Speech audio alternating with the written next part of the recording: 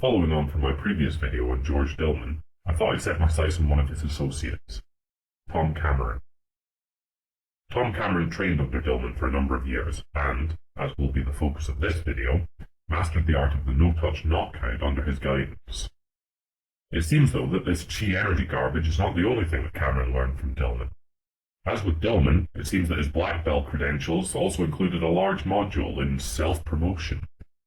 Cameron has appeared on a number of American TV shows, including the entirely incredulous Ripley's Believe It or Not and Steve Harvey's Big Time, both of which have added significantly to his fame.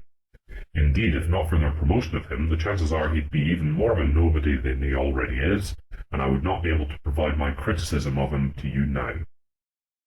A few years ago, Cameron also made an appearance on Fox News Chicago. Now, I don't normally rate the Fox News networks that highly on account of their level of skepticism that they normally bring to their stories, but to give them their credit, they've not done a bad job here. Perhaps it's because messing around with chi energy just isn't that Christian. So, looking at their coverage, our first exposure to him is of him teaching ridiculous karate kata, the likes of which I positively despise. I mean, really, you think this stuff can ever be practical? While I'm digressing, I might as well point out the size of the guy's waistline. How the hell does a martial artist end up that fat? I mean, I acknowledge that weight is heavily influenced by genetics, but a full-time martial arts instructor should be training regularly enough to stay just a little skinnier than him. Anyway, Cameron gives a nice little story about how he got into martial arts in the first place. I had been attacked dozens of times, had been knifed, and finally when somebody stuck a gun up my nose and pulled the trigger and the gun jammed, I figured it was time I either learned something to protect myself or I was going to die. Well then, Tom, it sounds like you'd want to do the most brutally effective martial arts you can get your hands on. But there's one they fear. In their tongue, he's Dovahkiin, Dragonborn.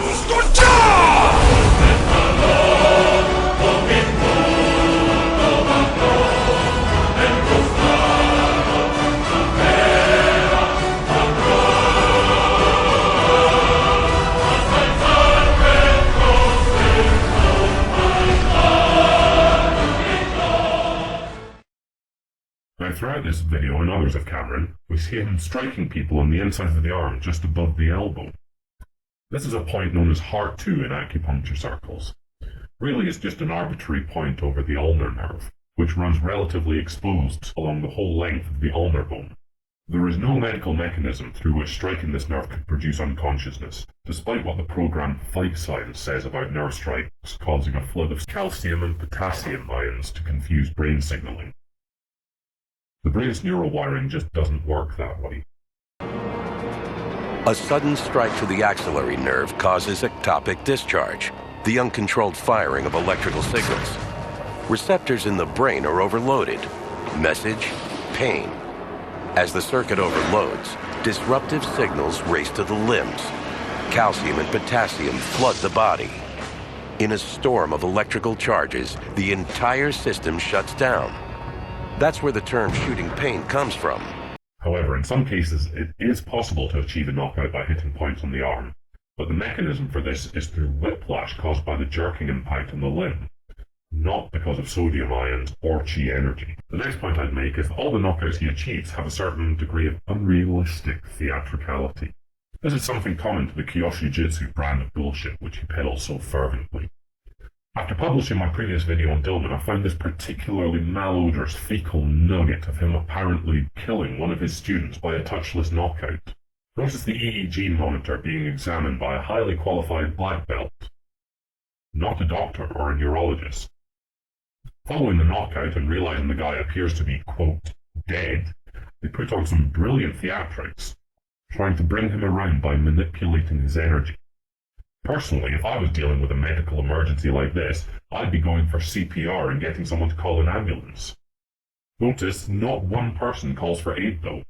Instead, they add to the theatrics by calling for another martial artist who's supposedly good at energy revival, but appears to be up in his hotel room.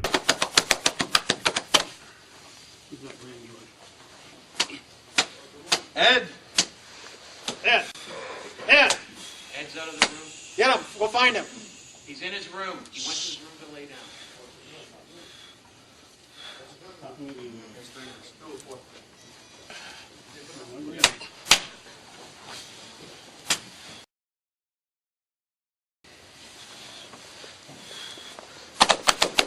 The next thing you know, oh, he's fine again. Got it! Somewhat theatrically. Got it! Now, to try to test Cameron's abilities, Fox News brings along a couple of paramedics to examine the effects achieved. They acknowledge that there were a number of reactions on his students, including raised heart rates, dilated pupils, clammy skins, which could be brought about by state of shock. Shock is one of these things that can be induced quite easily under a variety of circumstances, and can be entirely psychosomatic. In the case of Cameron's students, a combination of faith and verbal priming from Cameron himself provides the perfect conditions to put his students into a psychologically induced state of shock. You'll be fine. I'll get you back. Even with the readings, the paramedics themselves remain cautiously skeptical, stating that it's just not enough evidence all put to one. It was different things at different times. similar results appeared when Cameron's students tried it on him, inspiring a beautiful display of theatrical fainting. You'd have thought he could make it a bit less obvious. Finally, Cameron attempts to demonstrate his abilities on a local jiu-jitsu group. Surprisingly, he gets absolutely no results despite the desperate attempts to seed doubt in them by encouraging them to feel hot and lightheaded. Feel any heat? Feel any lightheadedness at all? Not really. You can feel it. Good movement on you. I got hit in the head a lot. The results were less than stunning. He's not going to go. This sort of psychological priming is common across all fraudsters, from faith healers and Reiki practitioners to martial arts grandmasters. Without a degree of weak-mindedness and psychological susceptibility on the part of their subjects, these methods never work.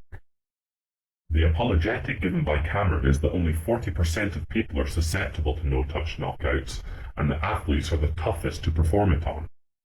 No indication of why this is the case, of course, and no peer-reviewed articles provided.